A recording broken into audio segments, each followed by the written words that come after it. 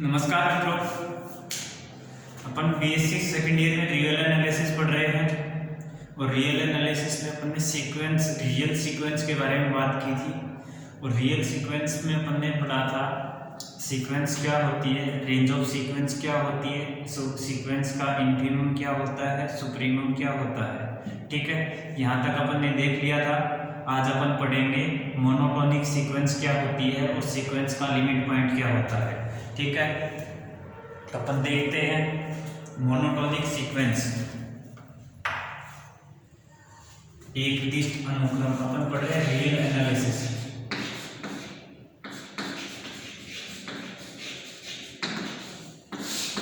Real analysis पढ़ रहे हैं, अपन पढ़ेंगे अब एक दिष्ट अनुक्रम। एक दिष्ट अनुक्रम मोनोटोनिक सीक्वेंस।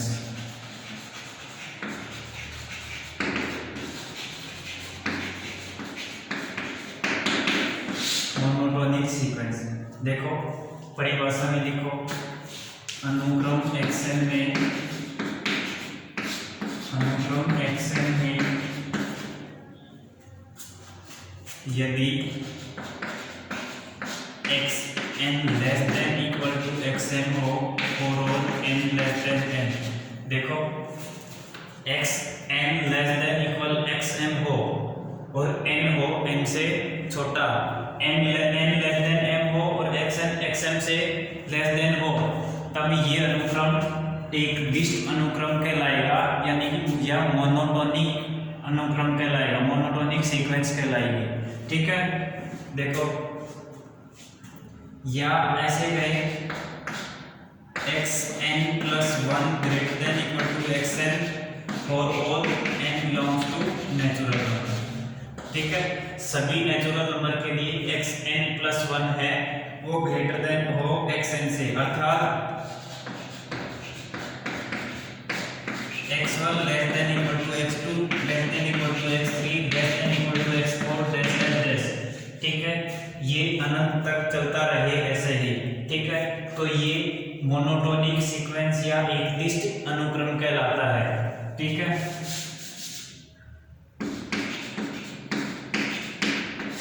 नेक्स्ट देखो, एक दिष्ट वर्धमान अनुक्रम, मोनोटोनिक इंक्रीजिंग सीक्वेंस। एक दिष्ट वर्धमान अनुक्रम, वर्धमान अनुक्रम, एक दिष्ट वर्धमान अनुक्रम या monotonic increasing sequence. Monotonically increasing sequence.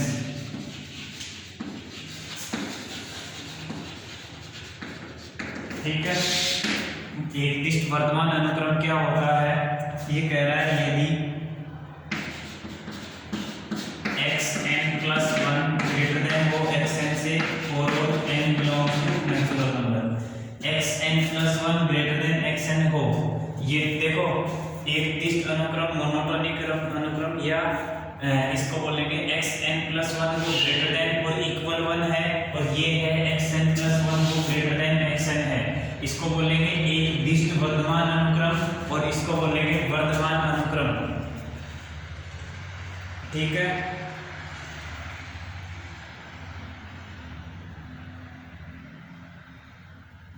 ठीक है, अब देखो ये हो गया for all n belongs to natural number, या ऐसे भी लिख सकते हैं x1 less then x2 less then x3 less then x4 और लेस देन, ये चलता ही रहेगा।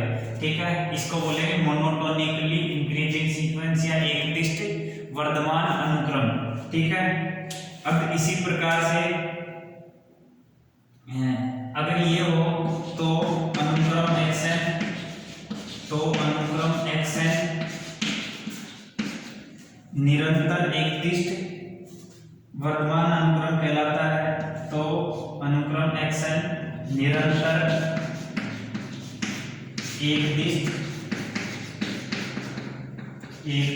वर्धमान अनुक्रम कहलाता है,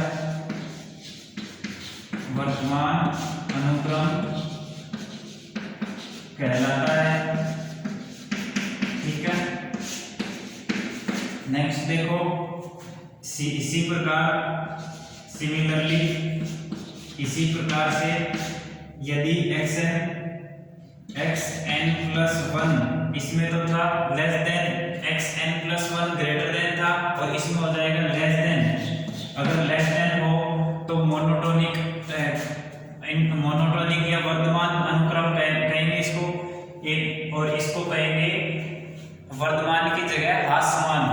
ठीक है, xn+1 ग्रेटर लेस देन और इक्वल हो xn for all n belongs to natural number, अर्थात में लिख लो x1 greater than equal to x2 greater than equal to x3 greater than equal to x4 greater than equal to dash dash, ये चलता रहेगा इसी प्रकार से। तो अनुक्रम xn एकदिष्ट हास्यमान अनुक्रम कहलाता है। तो अनुक्रम xn एकदिष्ट इसको तो अनुक्रम xn एकदिष्ट हास्यमान अनुक्रम कहलाता है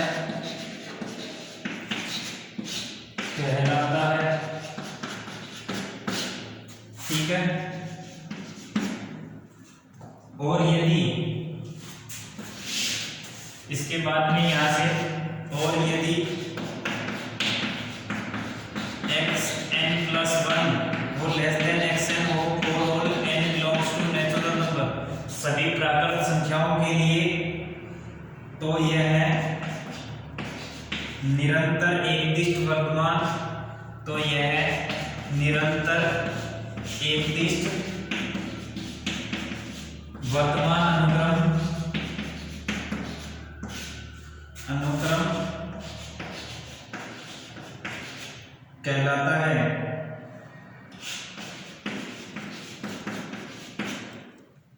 ठीक है, एक अनुक्रम एकदिष्ट अनुक्रम कहलाता है यदि यह या तो अगली लाइन में लिख लो नोट लगा के लिख लो, एक अनुक्रम है वो हमेशा एकदिष्ट अनुक्रम कहलाता है यदि यह या तो वर्तमान हो या असमान हो। एक अनुक्रम एकदिष्ट अनुक्रम कहलाता है, एक अनुक्रम एकदिष्ट अनुक्रम कहलाता है, एकदिष्ट अनुक्रम कहलाता है यदि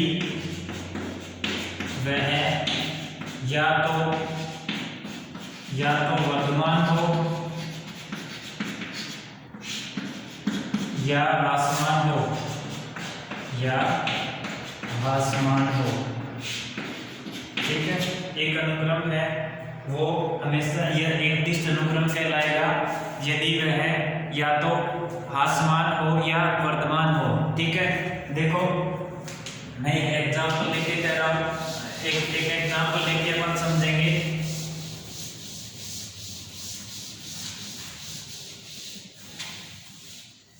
अपने पास सीक्वेंस दे रखी है xn बराबर n,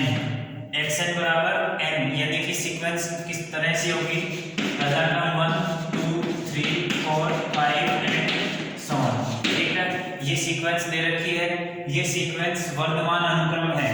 ठीक है, एकदिष्ट वर्तमान अनुक्रम है, एकदिष्ट वर्तमान अनुक्रम है।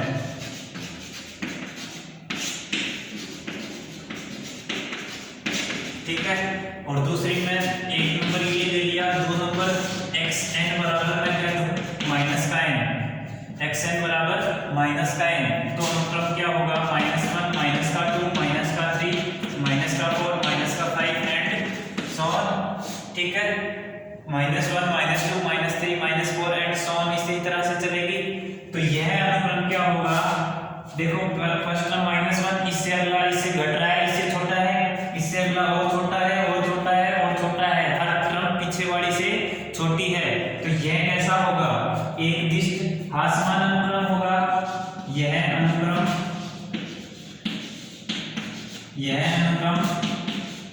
एकदिष्ट हास्यमान अनुक्रम है, हास्यमान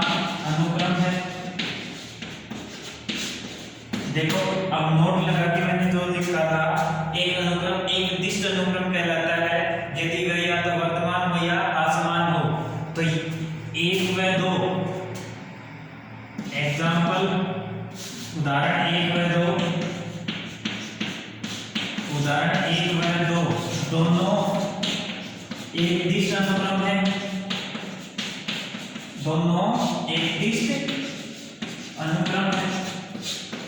ठीक है, दोनों क्या है, एक निर्दिष्ट अनुक्रम है, क्योंकि देखो ये वर्तमान अनुक्रम है, ये असमान अनुक्रम है। और एक निर्दिष्ट अनुक्रम क्या होता है कि एक अनुक्रम या तो वर्तमान हो या असमान हो, या तो वर्तमान अनुक्रम हो या असमान अनुक्रम हो, तो वो अनुक्रम एक निर्दिष्ट अनुक्रम कहलाता है। ठीक है, तो ये तो हो गई एक निर्दिष्ट वर्तमान अनुक्रम, वर्तमान अनुक्रम, एक निर्दिष्ट असमान अनुक्रम और असमान अनुक्रम की। ठीक है, यदि इनमें से कोई भी दो क्रम लगातार बराबर आ जाएं, मैं ये कहूँ कि ये क्रम और ये क्रम अगली और पिछली ये दोनों 3-3 है, तो ये एक निर्दिष्ट नहीं रहेगी, केवल ये वर्तमान अनुक्रम रहेगा। ठीक है, तो ये एक निर्दिष्ट नहीं रहेगा, केवल वर्तमान अनुक्रम रहेगा। ठीक है, तो ये अनुक्रम वर्तमान अनुक्रम है, ये और यहाँ 3 की जगह 4 आ जाए तो वो एक निर्दिष्ट वर्तमान अनुक्रम, यह अनुक्रम असमान अनुक्रम है। ठीक है, देखो ये तो था वर्तमान अनुक्रम और असमान अनुक्रम। और आपके एक एग्जाम्पल दे रखा है 3.07। ठीक है, इसमें दे रखा है n/n+1 निरंतर एक निर्दिष्ट वर्तमान अनुक्रम है, ये बताना है। ठीक है, निरंतर एक निर्दिष्ट वर्तमान अनुक्रम है, ये बताना है। तो ये देखिए एग्जाम्पल दे रखा है, एग्जाम्पल 3.07, और ये कह रहा है अनुक्रम n/n+1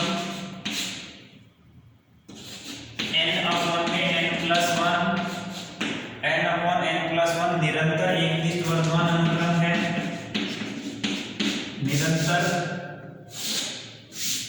एक निर्दिष्ट वर्तमान अनुक्रम है,